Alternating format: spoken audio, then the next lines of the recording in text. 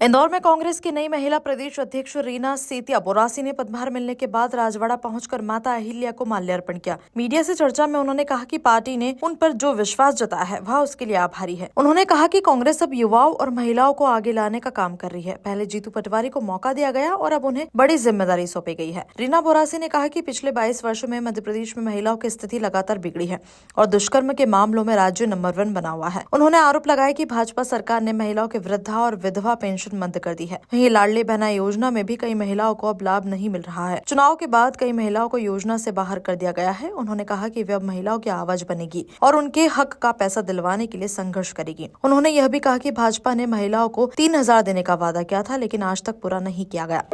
निश्चित रूप से पार्टी अब सभी युवाओं को मौका दे रही है। सबसे पहले उन्होंने मध्य प्रदेश कांग्रेस कमेटी के हमारे जीतू पटवारी जी को मौका दिया और उनकी टीम में ऐसे कई नए चेहरे लगातार आते जा रहे हैं जो युवा है, जोश के साथ काम करेंगे, कांग्रेस के लिए काम करेंगे। आज महिलाओं की हालत हम देख रहे हैं, पिछले 22 साल में बद से बदतर हो गई है मध्य प्रदेश की महिलाओं की हालत। बलात्कार में लगातार मध्य प्रदेश नंबर 1 होता जा रहा है। महिलाओं की वृद्धा पेंशन नहीं आ रही है जो बंद हो गई है। इनकी विधवा पेंशन नहीं आ रही। कई महिलाओं से मैं जब बात करती हूँ, मेरे क्षेत्र में भी जाती हूँ, सागर में जाती हूँ या मैं स्लम एरिया में भी जाती हूँ, तो कई महिलाएं परेशान है क्योंकि उनको जो अभी तक कांग्रेस के समय पे वृद्धा पेंशन और विधवा पेंशन मिलती जो बंद हो चुकी है। लाडली बहन योजना में भी मैं बात करूंगी कि मैं कई बहनें मेरी ऐसी है जिनको चुनाव के पहले लाडली बहन योजना का लाभ मिलता था, पर चुनाव होने के बाद जब सत्ता मिल गई भाजपा को, तो उसके बाद अलग अलग कारणों से उनके नाम इस योजना के से हटा दिए गए हैं। तो उन बहनों से जब मैं मिलती हूँ, उनको तकलीफ होती है कि हमें ठगा हुआ, वो महसूस करती है, तो उनकी आवाज बनूंगी और 3,000 का जो उन्होंने वादा किया था 2 साल पहले सत्ता में आने के पहले, जो अभी तक पूरा नहीं हुआ है, उसको बढ़ चढ़ के उठाऊंगी और इन महिलाओं के खाते में 3,000 रुपए में डलवाऊंगी। ऐसा नहीं है, महिला मुझे भी आगे कराया उन्होंने और मुझे भी टिकट दिया था सावेर से। तो निश्चित रूप से महिलाओं के बारे में कांग्रेस हमेशा महिलाओं के साथ में रही है, गरीबों के साथ रही, किसानों की पार्टी है कांग्रेस। तो ऐसा हम नहीं कह सकते कि महिलाओं को टिकट नहीं दिया गया।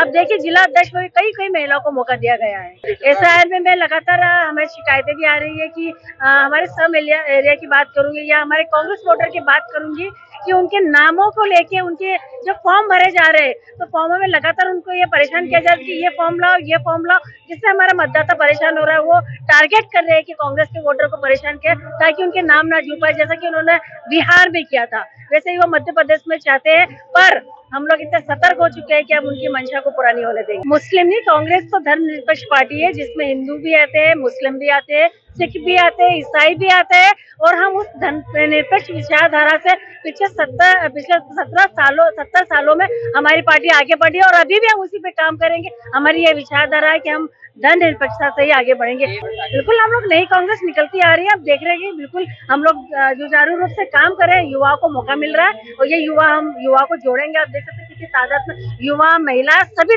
लोग मेरे साथ में आए। मेरे सम्मान समारोह में सभी आए हैं। बिल्कुल वहाँ पे भी थे, खजराने गणेश मंदिर में भी कई तादाद में थे। पीछे आ रहे, गाड़ियाँ लगी हुई है पीछे, उनको यहाँ आने में टाइम लगा क्योंकि ट्रैफिक कितना है, इतना ट्रैफिक हो गया, आने में टाइम लगा। वहाँ देखिए आप खजराने गणेश मंदिर में जाते तो सभी लोग थे वहाँ पे, और अब मऊ में भी जाएंगे हम लोग सब बाबा साहब की जन्म स्थली पे।